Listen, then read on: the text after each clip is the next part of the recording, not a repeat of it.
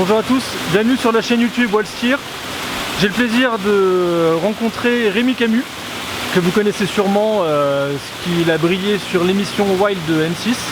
Et donc on va vous présenter le couteau qu'on a fabriqué avec lui en collaboration sur son cahier des charges, qui est l'Adventureur, et qui a été créé pour son aventure du Tour de France à la nage. Donc, je vais lui laisser la parole et puis on va voir tout ça ensemble. Salut Charles, bonjour à tous. Donc Rémi Camus, éco-aventurier, j'ai changé de métier il y a à peu près 8 ans, j'étais maître d'hôtel dans la restauration et je me suis lancé dans l'aventure à la suite d'un livre d'un franco-marocain qui a traversé l'Amérique en courant, Jamel Bali. J'ai lu son bouquin Au cœur des Amériques, il a parcouru 24 000 km d'Alaska à Terra del Fuego en 1 an et demi et c'est ce bouquin qui m'a inspiré. Du coup, j'ai lancé ma première aventure, j'ai traversé le continent australien, je suis parti de Melbourne pour rejoindre la ville de Darwin, 5400 km en autonomie, seul, sans assistance, avec ma petite remorque. J'ai fait ça en une centaine de jours. Le but, c'était de rencontrer les aborigènes, de comprendre un peu leur mode de vie, et puis en même temps d'essayer de faire connaître une maladie qui s'appelle le syndrome de Love, une maladie génétique qui touche principalement les garçons. J'ai découvert bien plus que la rencontre des aborigènes, que le dépassement de soi. En fait, j'ai découvert ce que c'était la rareté de l'eau, me retrouver en plein milieu du bush australien, devoir boire mon urine pour pas mourir déshydraté. Et ça m'a marqué. Je me suis dit, si ça m'a affecté pendant mes 100 jours de course, il y a des gens qui doivent subir ça toute leur vie. Du coup, je suis revenu en France, j'ai monté des conférences dans les écoles, en entreprise, pour sensibiliser les gens sur oser ses rêves, le dépassement de soi et également l'accès à l'eau. Et pour enfoncer le clou sur cette thématique, j'ai monté ma deuxième aventure où je suis parti au Tibet et j'ai donc descendu le fleuve Mekong avec un hydrospeed sur 4400 km pendant 6 mois d'aventure. Et là, c'était vraiment rencontrer la population locale qui borde le fleuve et comprendre leur mode de vie autour de l'eau, comment est-ce qu'ils arrivent à vivre avec ce fleuve qui est majestueux, qui est une artère principale d'Asie du Sud-Est, qui est vraiment très importante. Et on se rend compte que le fleuve Mekong, c'est un fleuve qui est problématique sur l'aspect géopolitique, socio-culturel et également, et malheureusement, écologique, environnemental. Et faute d'éducation, faute d'infrastructure, faute de choix politiques, le fleuve est une véritable poubelle. Et on en arrive dans le delta du Mekong à avoir une quantité de détritus qui jonchent la surface de l'eau et qui terminent leur course à un moment donné dans les mers et les océans. Et j'ai voulu par la suite enfoncer encore le clou et vraiment marteler ce message, sensibiliser la population sur cette thématique. Et donc j'ai réalisé le 1er juin 2018 un Tour de France à la nage. Je suis parti de Dunkerque pour rejoindre la ville de Monaco. J'ai fait ça en 3 mois et demi, 2650 km à raison de petits sauts de puce de 30 km par jour, 12 heures de nage, pour aller à la rencontre des gens, les sensibiliser, leur expliquer l'importance de préserver notre environnement et de ne pas jeter toutes ces ordures malheureusement qui terminent leur course dans les mers et les océans. On a touché 23 000 personnes directement sur cette aventure. J'ai eu la chance d'avoir une petite fenêtre médiatique pendant mon parcours. En 2017, j'étais le participant d'une émission sur M6 qui s'appelle Wild, la course de survie. Et au bout de 5 semaines, j'ai réussi à sortir gagnant de cette aventure aux côtés d'Emmanuel, donc le novice qui a partagé mon aventure, ce qui m'a permis encore une fois de faire véhiculer mon message et de gagner médiatiquement pour pouvoir être connu et plus reconnu et affirmer voilà, toutes ces valeurs que je porte depuis presque 8 ans. Merci beaucoup Rémi pour cette présentation très impressionnante. En tout cas, moi je tenais à te remercier déjà personnellement et au nom de Wildsteer pour ton engagement écologique, parce que c'est quelque chose qui est très important à l'heure actuelle, qui est beaucoup médiatisé, et il y a une grosse prise de conscience collective. Et du coup, ça nous tenait à cœur de pouvoir soutenir une personne qui mène un combat pour la planète et en plus pour l'eau qui est une réserve, c'est un besoin primaire. Si on n'a pas d'eau, on meurt, donc c'est quelque chose de vraiment très important. Ensuite, du coup, on va vous expliquer comment on en est venu à travailler ensemble. Donc, comme Rémi vous le disait, il a participé à l'émission Wild sur M6 et Wildsteer était partenaire parce qu'on avait fourni le Kodiak à toutes les équipes. Et donc, du coup, il a pu avoir en main notre couteau. Et ensuite, il a pu rencontrer Edouard et Daniel sur le salon du survivalisme. Et de fil en aiguille, voilà, ils en sont venus à vouloir développer quelque chose ensemble. voilà, je voulais que tu nous expliques un petit peu le cheminement de la création de ton couteau. Merci déjà pour toutes tes explications et puis pour le message, en tout cas sur l'écologie. Effectivement, c'est quelque chose de très important et très à l'heure actuelle en tout cas. La création du couteau avec Wild Steer, en fait, effectivement, le Kodiak, on l'avait utilisé sur l'émission Wild. J'avais trouvé ça très intéressant. Et ce qui m'avait pour moi marqué très rapidement, c'est le fait que ce couteau était français. Et pour moi, c'est très important de faire valoir notre savoir-faire français. Et du coup, on a eu la chance de participer au premier salon de la survie, donc qui avait eu lieu à Porte de la Villette à Paris. Et donc Daniel et Edouard étaient présents en train de présenter donc tous les couteaux et toutes les lames Wild Steer. Et je me suis présenté en expliquant que le 1er juin 2018, je souhaiterais tenter de faire la première aventure, le premier tour de France à la nage que personne n'a jamais fait, afin de sensibiliser les gens sur l'accès à l'eau potable. Et du coup, on est parti sur, tu aurais besoin de quelque chose, un couteau, et je fais effectivement, mais ça serait bien peut-être de pouvoir développer une création. Et donc du coup, on a initié le projet un petit peu comme ça. Ensuite, ils m'ont présenté toi, leur fils, tout simplement.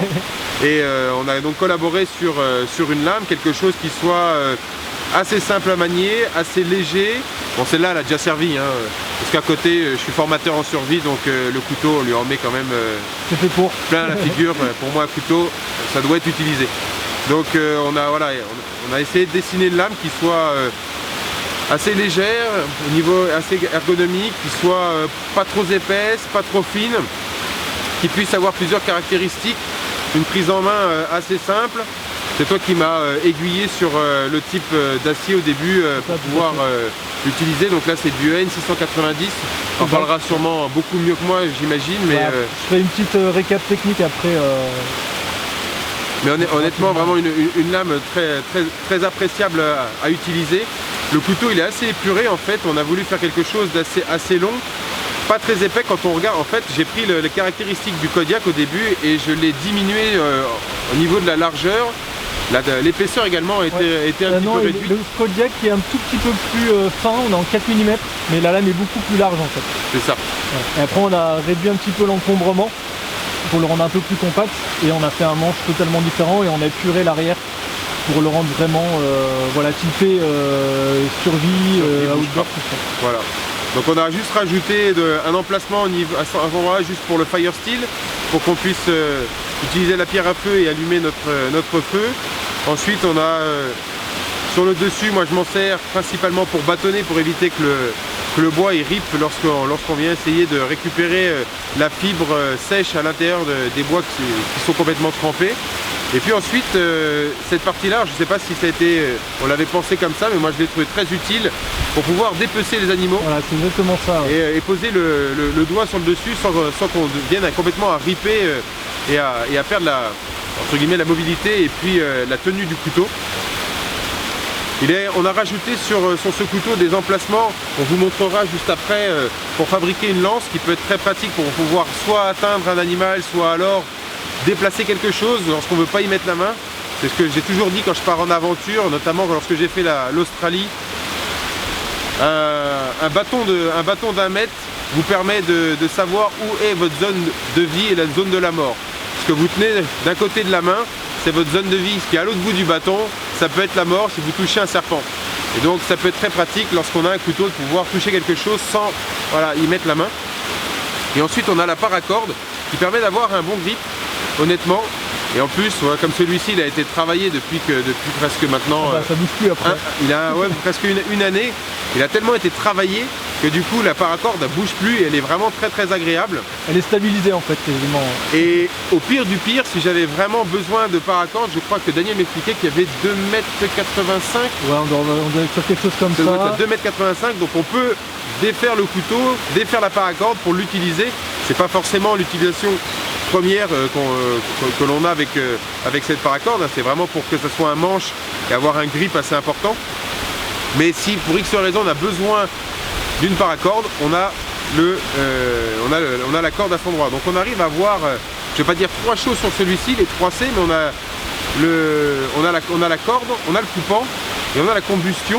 Ouais. Donc on arrive presque à avoir les 3C sur un couteau.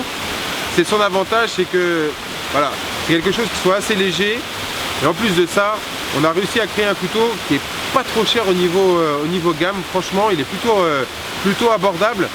Et pour moi, c'est quelque chose de très important parce qu'un couteau trop cher, ben, c'est un couteau qui ne servira pas parce que vous allez le poser sur la cheminée et puis il va rester là parce que malheureusement, ben, vous n'osez pas l'utiliser parce qu'il a un très joli manche en ivoire ou j'en sais rien avec un os et il est là et il sert à rien. Moi, je vais vous faire voir le couteau. Si tu peux le déplacer juste pour montrer un peu plus près, mais la lame, elle est quand même bien travaillée. On l'a bien gratté. Enfin voilà. Il a servi à bâtonner, il a servi à plein de choses. Il y a encore même de la résine sur la lame. Donc voilà, un couteau c'est fait pour être utilisé, à 100% en tout cas. On a imaginé un étui pour qu'il soit beaucoup plus pratique à utiliser. Au tout début, on avait un étui en nylon, si je me rappelle bien, ouais. Qui n'était pas très pratique. Je vais compléter un petit peu en fait pour l'historique du coup. Donc on s'est mis avec Rémi, je lui ai demandé quel était son cahier des charges, niveau de l'encombrement, de son utilisation, et donc on était parti vraiment pour un couteau pour le TFN. C'est ça. Donc du coup on avait besoin d'un encombrement réduit, d'une résistance à la corrosion. Très importante, oui, par rapport au sel. Importante parce que tu n'aurais pas le temps de l'entretenir tous les jours, de l'affûter. D'où le choix du M690 Cobalt. Parce que le cobalt permet d'avoir un tranchant qui tient très longtemps, même si c'est un peu plus dur à affûter. Et du coup on a un tranchant durable. La paracorde obligatoire en milieu humide. Et comme ça on a toujours du grip, ça ne s'abîme pas, c'est un tout flexible. Et donc au début on n'avait pas eu le temps de faire ce que le projet s'est fait très rapidement entre la fin du salon et le départ, donc on a dû aller très vite. Donc pour les premiers étuis, ils ont été faits en Kydex par Pyrénées Tactique.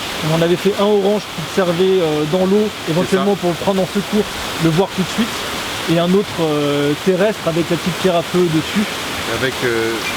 Avec cette paracorde là. Voilà, c'est ça. Hop. Et en fait l'idée ensuite en sous-main c'était de créer un étui vraiment spécifique pour ce couteau, toujours dans un optique survie. Donc on a fait une double coque en pomme qui permet d'être résistante au choc. On a fait une rétention type Kydex qui peut être réglable à cet endroit là, et avec un passant souple multiposition. Voilà, et avec plein d'évidements qui vous permet de traverser des rivières et que tout se vide sans garder la merde à l'intérieur entre guillemets. Ce qui est intéressant sur l'étui, c'est que à cet endroit-là, on peut passer des passants. Donc le couteau peut être utilisé et posé complètement sur une bretelle de sac à dos. Sur une bretelle de sac à dos. On peut l'avoir à la ceinture. En déplaçant, vu que le passant a un multi-trou sur les côtés, on peut complètement dévier l'attache au niveau de la sangle pour qu'il soit plus orienté devant à droite en fonction des personnes. Et ce que j'aime beaucoup moi sur cet étui, c'est une particularité, mais après certains le remarqueront rapidement, c'est qu'à chaque fois qu'on rentre le couteau, on a un petit clic. clac. On a un clic. Et ça honnêtement, c'est très pratique. Parce que nous, lorsqu'on fait de la survie, on explique toujours à nos stagiaires qu'un couteau, c'est soit vous l'avez dans la main, soit il est rangé. Mais il n'est pas par terre. Parce que c'est très important de ne pas blesser une autre personne. C'est ce qu'on explique. Le module premier secours, on le fait généralement à la fin et on ne veut pas emmener une personne à l'hôpital tout de suite. Et du coup, en ayant ce clic, ça nous permet d'avoir cette sécurité de savoir que le couteau, il est rangé. Et en pleine nuit, j'ai pas besoin de m'assurer que mon couteau il était mis dans mon étui, j'ai entendu le clic, il est en sécurité, il ne bouge pas, même s'il y a une rétention, là, elle est pas serrée entièrement, mais il y a une petite rétention, oui. Mais le couteau, ça sort pas accidentellement. Faut quand même mettre une petite pression avec le pouce sur l'étui pour pouvoir faire sortir la lame. Donc sachant qu'on peut régler légèrement la rétention à ce niveau-là, juste au niveau de la vis. Vous avez une petite vis qui vous permet, vous voyez sur celui-ci que j'utilise très souvent, on a une rétention qui est assez faible. Et par contre, Charles vient de ramener un couteau, donc on a le couteau du TFN avec la paracorde bleu, blanc, rouge aux couleurs du TFN. Et là on a une rétention qui est beaucoup plus forte et on l'entend au bruit. Il ne clique pas pareil, donc on a une rétention qui est déjà beaucoup plus forte. Donc on peut le régler en fonction du milieu dans lequel on va évoluer, en fonction de la température, en fonction du climat. Et en fonction de l'usure, parce que voilà, ça va finir va reprendre sa place au bout d'un moment, donc après on peut réajuster. Donc honnêtement, j'ai été très satisfait d'avoir fait cette collaboration parce que sur le marché, je trouvais pas de choses très intéressantes. J'ai eu plein de couteaux, je citerai pas d'autres marques, mais j'ai eu d'autres couteaux qui étaient bien trop lourds, qui n'étaient pas pratiques, qui n'étaient pas agréables à porter. Moi, je suis toujours dans le minimalisme. Lorsque je pars en aventure, j'essaye d'emmener le moins de choses possible. De toute manière, on utilise à chaque fois que 30% de son matériel dans le sac à dos et j'ai pas envie de m'encombrer avec trop de choses. Et je voulais quelque chose qui soit assez léger à transporter parce que lorsqu'on part sur 2-3 jours, c'est pas bien grave. Moi, mes aventures, pour certaines, durent plus de 6 mois. Et donc 6 mois à porter quelque chose, soit à la taille, soit sur la ceinture ou le portage du sac à dos, ça devient extrêmement difficile et pénible. Et donc je voulais quelque chose qui soit très simple à manier et pas encombrant. J'ai rajouté juste un petit point sur l'étui, c'est que tous les entraxes des trous sont compatibles avec les fixations Kydex traditionnelles. Donc les moll lock, les tech lock, voilà, toutes ces choses-là peuvent être mises en place sur cet étui. Voilà. En gros, on a fait le tour, on a présenté Rémi, on a présenté le couteau. Et puis maintenant on va tester tout ça et on va vous faire une vidéo de démonstration. Merci de nous avoir suivis, n'hésitez pas à partager la vidéo, à liker la vidéo et à vous abonner à la chaîne YouTube. Allez, à bientôt. Merci.